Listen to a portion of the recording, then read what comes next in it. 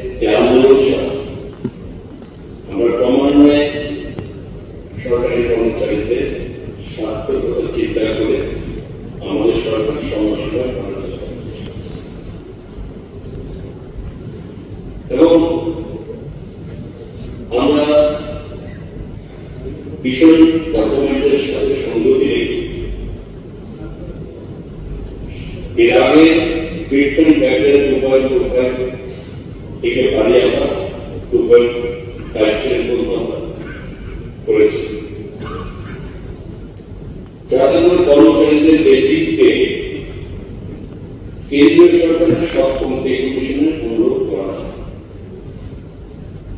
3.5 থেকে দাঁড়িয়ে করার জন্য বিশাল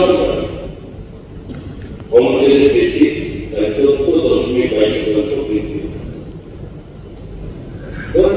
কর্মচারী বেশি যদি 1,000 টাকা হয়, the fitness factor 2.27 পর বেশি হবে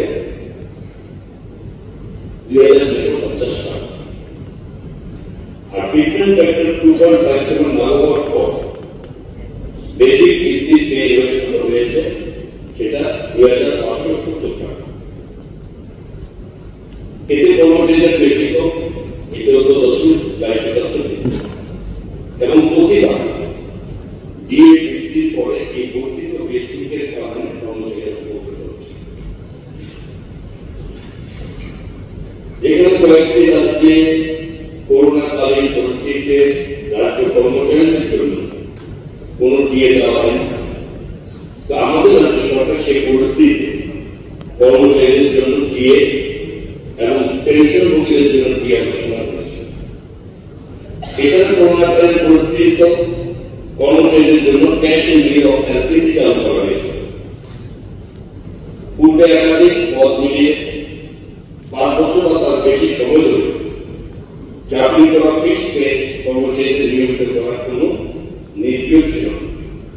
ফলস্বরূপ বিভিন্ন পদ মিলিয়ে 8, 9 এবং 10 বছর চাকরি করে কোন কোন কর্মচারী ফিক্সড পে থেকে যেতে। আমাদের সরকার এই নীতি সংশোধন করেছে। সংসদের নীতির অধীনে একজন ফিক্সড পে কর্মচারী একাধিক পদ মিলিয়ে 5 বছর ধরে একটানা চাকরি সম্পন্ন করলেই নিয়মিত হওয়ার যোগ্য হচ্ছে।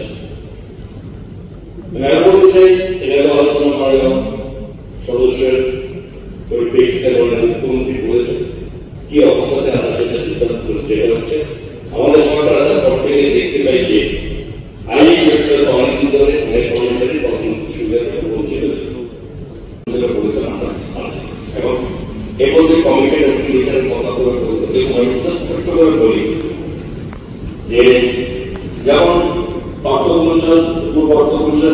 আর্থিক বছর সম্পূর্ণ হিসাবে ভিত্তিতে রাজ্যগুলির বেতন পেনশন সুদ ঘটনা দেওয়ার পনেরোতম ফিনান্স কমিশনের সময়কালে অর্থাৎ 1 বছরের অন্তর্বর্তী সময়কাল 2021 থেকে 5 বছর মানে 2025 সাল।